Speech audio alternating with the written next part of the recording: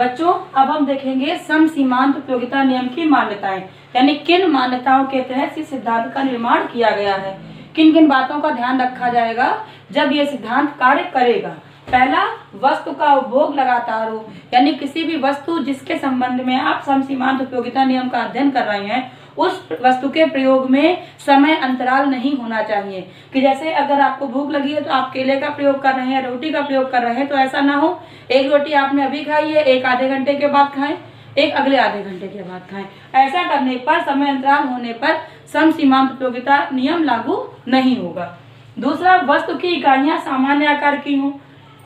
अगर एक स्टैंडर्ड आकार की, सामान्य आकार की वस्तु की इकाइयां नहीं होंगी तो वो आपकी आवश्यकता की तीव्रता को और अधिक बढ़ा देंगे। जैसे उदाहरण के लिए, अगर आपको प्यास लगी है और हम आपको ग्लास में पानी देने की जगह चम्मच से पानी पिलाएं, तो हर चम्मच पानी पिलाने से क्या होगा, आपकी प्यास और ज्यादा भड़केगी और ज्यादा बढ़ेगी, ना कि कम होगी। तो अगर ऐसा करते हैं, इकाइयां जो है सामान्य आकार से छोटी होती हैं, तो ये नियम जो है कार्य नहीं करेगा। तीसरा, वस्तु की सभी इकाइयां समरूप हों। समरूप मतलब एक जैसी, रूप गुण आकार में एक जैसी हो। समरूप का मतलब होता है रूप गुण आकार में एक जैसी हो। यदि सभी इकाइयां एक जैसी नहीं होंगी तब भी यह नियम काम नहीं करेगा। जैसे कि मान लीजिए आपको भूख लगी है, आपको पहली बार में रोटी दी जाए, दूसरी बार में पराठा दिया जाए, तीसरी बार में आपको लच्छा पराठा दे दिया जाए, तो ऐसे क्या होगा, हर बार अलग अलग वस्तुएं आ रही हैं, समरूप वस्तुएं नहीं आ रही, जिस कारण से यह नियम लागू नहीं होगा। नेक्स्ट मान्यता क्या है इसकी, संबंधित वस्तुओं की कीमतें स्थिर हों। जिस वस्तु के संबंध में आप अध्ययन कर रहे हैं उस वस्तु की कीमत स्थिर हो, क्योंकि अगर कीमतें बढ़ती हैं तो उपयोगिता बढ़ जाएगी और अगर कीमतें कम होंगी तो उपयोगिता घट जाएगी। क्योंकि आपको पता है जब महंगी वस्तु होती है तो वो हमको अधिक उपयोगी लगती है, हम उसके लिए अधिक पैसा खर्च कर रहे हैं तो उसको हम और अधिक संभाल के रखते हैं, उससे अधिक हमें संतुष्टि प्राप्त होती है। कीमतों के निर्धारण का आधार भी सीमांत उपयोगिता ही है। इसलिए संबंधित वस्तुएं मतलब जिन वस्तुओं के संबंध में हम अध्ययन कर रहे हैं सिद्धांत का, उन वस्तुओं की कीमतें स्थिर हों, उनमें कोई भी परिवर्तन ना हो, यानी कमी या वृद्धि ना हो। नेक्स्ट, उपभोग करने वाले यानी उपभोक्ता की आय, जो उसकी आय है वो आय स्थिर होनी चाहिए, आय ना कम हो ना बढ़े। रुचि और फैशन, उसकी पसंद में या फैशन में कोई परिवर्तन ना हो। अगर रुचि और फैशन में कोई परिवर्तन होता है, आय में परिवर्तन होता है, तो यह सिद्धांत लागू नहीं होगा। लास्ट, वस्तुएं अविभाज्य ना हो। अविभाज्य मतलब जिनको बांटा ना जा सके। ऐसा नहीं है कि रोटी की इकाइयां अगर आप प्रयोग कर रहे हैं तो 1, 2, 3 वो अलग अलग हैं। अगर आपको बहुत बड़ा सा एक रोटी का आकार बना के दे दिया जाए, 10 रोटियों, छोटी छोटी रोटियों से मिला करके एक बहुत बड़ी सी रोटी बना दी जाए, तो वस्तु कैसी हो जाएगी, अविभाज्य। तो उसके उपभोग में ये सिद्धांत लागू नहीं होगा। तो आपको बात समझ में आ गई। पहली, उपभोग लगातार हो, इकाइयां सामान्य आकार की हों और समरूप हों। तीसरी बात, उन वस्तुओं की कीमतें स्थिर हों, उपभोक्ता की आय, रुचि और फैशन में परिवर्तन ना हो, साथ ही साथ जो वस्तुएं हैं वो अविभाज्य ना हो। क्लियर। अब हम बात करते हैं शर्तों की, यानी सम सीमांत उपयोगिता सिद्धांत, law of equi marginal utility कैसे लागू होगा। जैसे कि मैंने अभी आपको बताया था, गोसेन ने कहा था कि यदि हम अपनी उपयोगिता को अधिकतम नहीं कर सकते, सभी वस्तुओं के संबंध में अधिकतम नहीं कर सकते, तो हमें ऐसे प्रयास करने चाहिए कि विभिन्न वस्तुओं से प्राप्त उपयोगिताओं को हम ऐसे बिंदु पर रोक दें जहां पर सबकी सीमांत उपयोगिताएं समान हो जाएं। तो इस प्रकार से क्या शर्तें हैं, उपभोक्ता अपनी मौद्रिक आय को विभिन्न वस्तुओं पर इस प्रकार खर्च करे कि विभिन्न वस्तुओं से प्राप्त होने वाली सीमांत उपयोगिता, यानी जिस इकाई का हम प्रयोग कर रहे हैं उस इकाई से प्राप्त होने वाली सीमांत उपयोगिता और उनकी कीमतों का अनुपात। जैसे मान लीजिए x वस्तु है तो x वस्तु से प्राप्त होने वाली सीमांत उपयोगिता, कीमत, उसकी कीमत का अनुपात, यानी उपयोगिता, सीमांत उपयोगिता बटे कीमत का अनुपात। दूसरी वस्तु मान लीजिए y वस्तु है तो y वस्तु की सीमांत उपयोगिता बटे उसकी कीमत का अनुपात, दोनों आपस में बराबर हो, साथ ही ये अनुपात जो है मुद्रा की सीमांत उपयोगिता के बराबर हो। दूसरी शर्त क्या है, उपभोक्ता संतुलन यह है कि वह अपनी पूरी आय सभी वस्तुओं पर खर्च करता है। ये नहीं कि खाली एक्स पे खर्च कर दिया या खाली वाई पे खर्च कर दिया, वो सभी वस्तुओं पर अपनी आय को खर्च करेगा।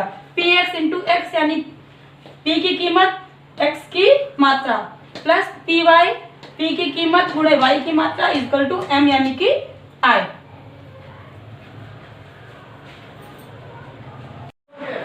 बच्चों अब हम इस सिद्धांत को एक उदाहरण के द्वारा समझेंगे। मान लीजिए किसी उपभोक्ता के पास मुद्रा की 8 इकाइयां हैं यानी 8 रुपए हैं। मुद्रा या द्रव्य, द्रव्य भी बोलते हैं मुद्रा को। उसके पास 8 रुपए हैं। अब वो इन 8 रुपयों से दो वस्तुएं, वस्तु एक्स और वस्तु वाई खरीदना चाहता है। तो आपको तालिका देख के स्पष्ट हो रहा होगा कि पहला रुपया वो कहाँ खर्च करेगा, वस्तु एक्स पे, क्योंकि इससे उसे 20 के बराबर उपयोगिता प्राप्त हो रही है। अगर वो पहला रुपया वाई पे खर्च करे तो उसे कितनी उपयोगिता प्राप्त होगी, 16 के बराबर, जो कि स्पष्ट है कि वो कम है। दूसरा रुपया वो कहाँ पे खर्च करेगा, 18 पे, क्योंकि ये अभी भी जो है वस्तु एक्स की पहली इकाई से प्राप्त उपयोगिता से अधिक है। अब तीसरा रुपया कहाँ पे खर्च करेगा, देखिए तीसरा रुपया खर्च करने के लिए वो एक्स पे भी कर सकता है और वाई पे भी कर सकता है। दोनों से प्राप्त उपयोगिताएं कितनी है, 16। लेकिन चूंकि वाई वस्तु की अभी उसके पास एक भी इकाई नहीं है, तो इसलिए वो तीसरा रुपया किस पे खर्च करेगा, वस्तु वाई पे। चौथा रुपया, अब क्योंकि उसकी एक इकाई आ गई है, आपको मैंने सिद्धांत में बताया कि सीमांत उपयोगिताएं आपस में बराबर होनी चाहिए विभिन्न वस्तुओं की, तो चौथा रुपया किस पे खर्च करेगा, वस्तु एक्स पे। पांचवा रुपया, अब देखिए यहाँ पर 14, यहाँ पर 14, तो नियम के अनुसार कहाँ जाएंगे हम, इस पे जाएंगे। पांचवा रुपया हम इस पे खर्च करेंगे, ठीक है बच्चों।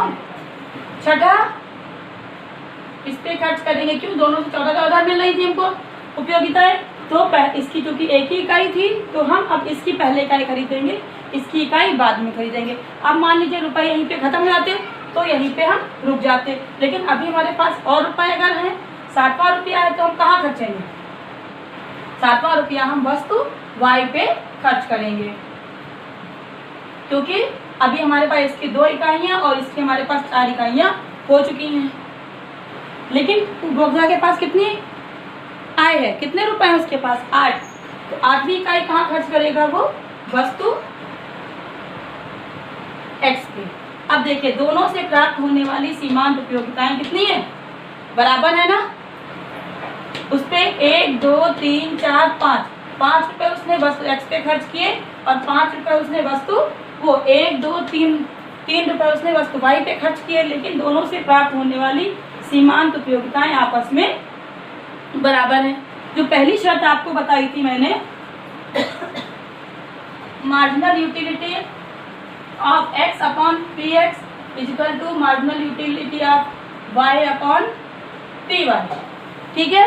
देखिए यहाँ पे ये शर्त पूरी हो रही है नहीं, मार्जिनल यूटिलिटी ऑफ एक्स कितनी है, 14, पी एक्स कितनी है, 1 रुपए, नहीं 12 रुपए है, यहाँ पे 12 पे आखिरी इकाई खरीदी है तो 12 रुपए है, बराबर है या नहीं ये देखना है हमें। इसकी कितनी खरीदी है, 3 इकाइयां, इसकी सीमांत उपयोगिता 12 है, कीमत कितनी 1, देखिए 12/1 12/1, यानी दोनों की सीमांत उपयोगिताएं आपस में बराबर है। पहली शर्त पूरी हुई, ठीक है। अब हम बात करते हैं कि अधिकतम उपयोगिता प्राप्त हो। दूसरी बात क्या थी इसमें, कि उपभोक्ता को अधिकतम संतुष्टि प्राप्त हो जो उसके पास उपलब्ध संसाधन है। उसके लिए देखिए वस्तु x से उसे कितनी संतुष्टि मिल रही है, 20 + 18 + 16 + 14 + 12, उसने 5 इकाइयां खरीदी हैं, 20 18 16 14 और 12, तो इनका योग कितना हो गया बच्चों, 2 और 4 6 और 6 12 20, हासिल आया 2 1 3 4 5 6 7 8, यानी उसे वस्तु x की 80 के बराबर उपयोगिता प्राप्त हुई है। अब अगर हम बात करें वस्तु y की, ठीक है, तो 16 + 14 + 12 कुल कितनी से उपयोगिता प्राप्त हुई है, 4 2 6 और 6 12, हासिल आया 1 1 1 2 1 3 और 1 4। अब आप इन दोनों को जोड़ दीजिए, तो 2 और 8 और 4 12, यानी उसे 182 के बराबर कुल उपयोगिता प्राप्त हुई है। ठीक है बच्चों, अब अगर हम देखना चाहते हैं कि ये नियम के अनुसार अधिकतम संतुष्टि यहाँ पर है या वो इसको बदलना चाहे। मान लीजिए वो वस्तु x की ही अगली इकाई खरीद लेता है, 7वां रुपया जो है वो यहाँ पे खर्च कर दे। ठीक है, तब क्या हो जाएगा देखिए, 20 + 18 + 16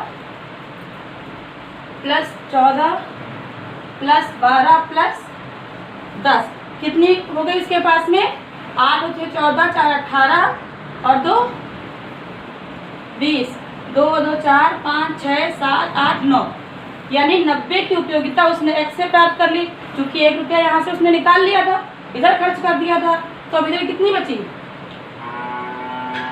ये x के लिए है और y के लिए 16 + 14 कितना हुआ, 6 4 10 और 30, जोड़ दीजिए 120। पहले उसे कितनी उपयोगिता मिल रही थी, 122, और इस तरीके से उसे कितनी मिल रही है, 120। तो आप देखिए कि सम सीमांत उपयोगिता नियम के अनुसार व्यय करने पर उसे अधिकतम संतुष्टि प्राप्त हो रही थी। यही ये सिद्धांत बताता है कि व्यय की गई अंतिम इकाइयों से प्राप्त होने वाली सीमांत उपयोगिताएं आपस में बराबर हो, तभी उपभोक्ता को अधिकतम संतुष्टि प्राप्त होगी। और जब आपने इस नियम को नहीं माना, उसकी अवहेलना करके आपने x की 1 इकाई अधिक कर ली, सीमांत उपयोगिताएं आपस में बराबर नहीं हुई, देखिए आपकी कुल उपयोगिता कम हो गई, अर्थात अधिकतम संतुष्टि की प्राप्ति नहीं हुई। बच्चों, उपरोक्त तालिका के आधार पे ही हम इस डायग्राम को बनाएंगे। देखिए उसका रेखा चित्रीय प्रदर्शन है। ओ एक्स अक्ष पे हम क्या दिखाएंगे, द्रव्य या मुद्रा की इकाइयां, द्रव्य की इकाइयां, और ओ वाई अक्ष पे हम क्या दिखाएंगे, सीमांत उपयोगिता। देखिए अब हम तालिका के आधार पर चलते हैं। उसके पास 8 इकाइयां थी। पहले हम x वस्तु की बात करते हैं। पहली इकाई x वस्तु पे खर्च की है उसने, और उसने क्या किया है, पहली इकाई खर्च की, उसे 20 के बराबर उपयोगिता मिली, पहला पॉइंट हमको मिल गया। फिर उसने ऐसे पॉइंट्स ये सब हम आपको आधार बता चुके हैं चित्र बनाने के, उसी आधार पर चित्र बनाए गए हैं। समान दूरी पर मुद्रा की इकाइयां दिखाई गई हैं और ओ वाई पे समान दूरी पे समान अंतराल को लेकर के सीमांत उपयोगिता की मात्राएं दिखाई गई हैं। अब हम पहली इकाई पे प्राप्त होने वाली सीमांत उपयोगिता x वस्तु के लिए 20, पहला बिंदु प्राप्त कर लिया। दूसरा बिंदु, दूसरी इकाई खर्च करने पे हमें 18 के बराबर प्राप्त हुई।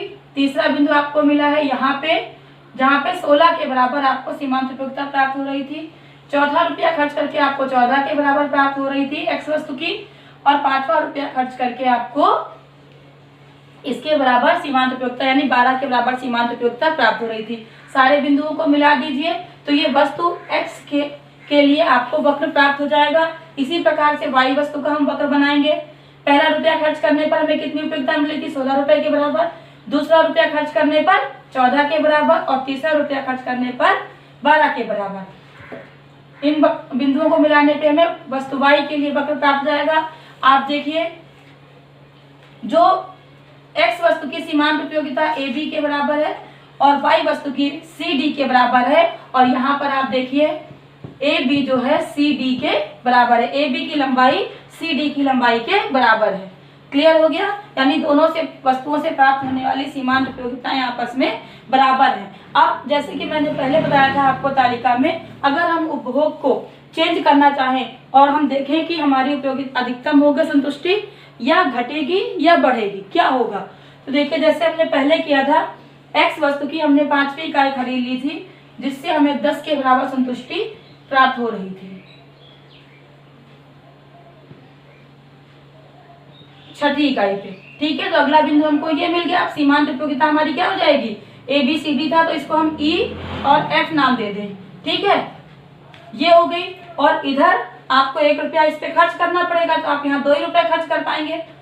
तो अब आप यहाँ इस बिंदु पे पहुंच जाएंगे G और H पे।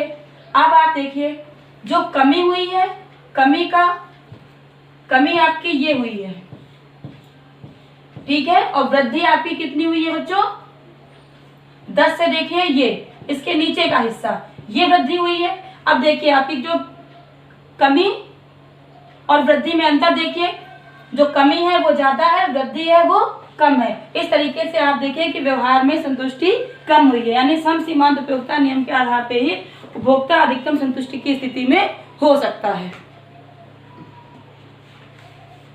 थोड़ा सा और बताऊंगी मैं आपको,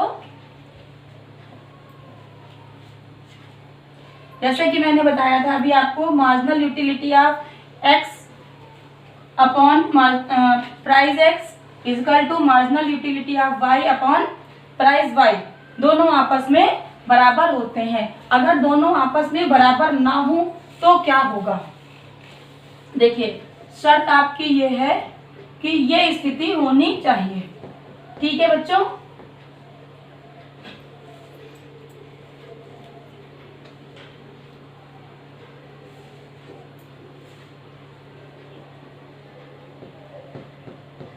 ठीक है बच्चों, ये स्थिति सदैव होनी चाहिए। अगर ये स्थिति नहीं होगी तो क्या स्थितियां हो सकती हैं? या तो ये बराबर हो, या तो ये ज्यादा हो और ये कम, ठीक है, या ये कम हो और एक सेकंड,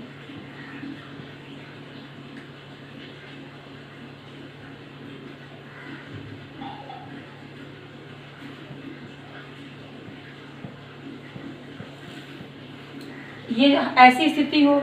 अगर ये दोनों स्थितियां होंगी तो बताइए बच्चों फिर क्या होगा?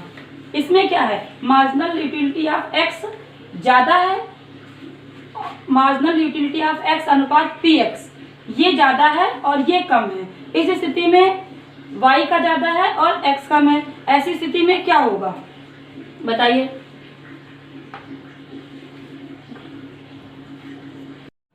बच्चों सीमांत उपयोगिता की शर्त आपको क्या बताई थी? x की सीमांत उपयोगिता बटे x की कीमत, यानी इन दोनों का अनुपात, सीमांत उपयोगिता और कीमत का अनुपात, x वस्तु की सीमांत उपयोगिता और x वस्तु की कीमत का अनुपात y वस्तु की उपयोगिता और y वस्तु की कीमत के अनुपात के आपस में बराबर होना चाहिए। लेकिन अगर यह स्थिति नहीं पाई जाती तो हमें दो स्थितियां देखने को मिलेंगी। पहली स्थिति, जब x की सीमांत उपयोगिता और x की कीमत का अनुपात ज्यादा हो y की सीमांत उपयोगिता और y की कीमत के अनुपात से। जब ऐसी स्थिति होगी तो हम क्या करेंगे? x की सीमांत उपयोगिता ज्यादा है तो हम यहाँ पर x की इकाइयां बढ़ाएंगे और खरीदेंगे, और y की इकाइयां जो हैं कम करेंगे, और ऐसा तब तक करेंगे जब तक ये आदर्श स्थिति हमें प्राप्त नहीं हो जाती। क्लियर? दूसरा, अगर ये वाली स्थिति हो रही है कि सीमांत उपयोगिता x की और कीमत के अनुपात, x की कीमत का अनुपात कम है सीमांत उपयोगिता y और उसके कीमत के अनुपात से, ऐसी स्थिति में जो अधिक होता है, जिसका अनुपात अधिक होता है, उसकी इकाइयों को हम बढ़ाते हैं। तो यहाँ पर हम y की इकाइयों को बढ़ाएंगे, क्योंकि जब आप y की इकाइयों को बढ़ाएंगे, स्पष्ट है, तो उसकी सीमांत उपयोगिता अपने आप से कम होगी। तो y की इकाइयों को हम बढ़ाएंगे और x की इकाइयों को हम कम करेंगे। इसकी इकाइयों को जब हम बढ़ाएंगे तो इसकी सीमांत उपयोगिता कम हो जाएगी, और इसकी इकाइयों को घटाएंगे तो इसकी सीमांत उपयोगिता बढ़ जाएगी, और दोनों आपस में आकर के बराबर हो जाएंगी और ये स्थिति हमको प्राप्त हो जाएगी। क्लियर? यानी जिस तरफ आपका देखिए ऐसे साइन लगा हो जो ग्रेटर देन हो। अगर आपका क्वेश्चन आता है कि ये स्थिति दी गई है तो उपभोक्ता किस वस्तु के उपभोग को बढ़ाएगा और किस वस्तु के उपभोग को कम करेगा, तो जिस तरफ जो ज्यादा होता है, जिस तरफ को ऐसे साइन लगा हो, आप उसी वस्तु की इकाइयों को बढ़ाएंगे और दूसरी वस्तु की इकाइयों को कम करेंगे। ऐसा इसलिए कि इकाइयों को बढ़ाने से सीमांत उपयोगिता घटेगी तो ये अनुपात कम हो जाएगा, और इसकी इकाइयां जो घटाने से इसका अनुपात बढ़ जाएगा और दोनों आपस में बराबर हो जाएंगे।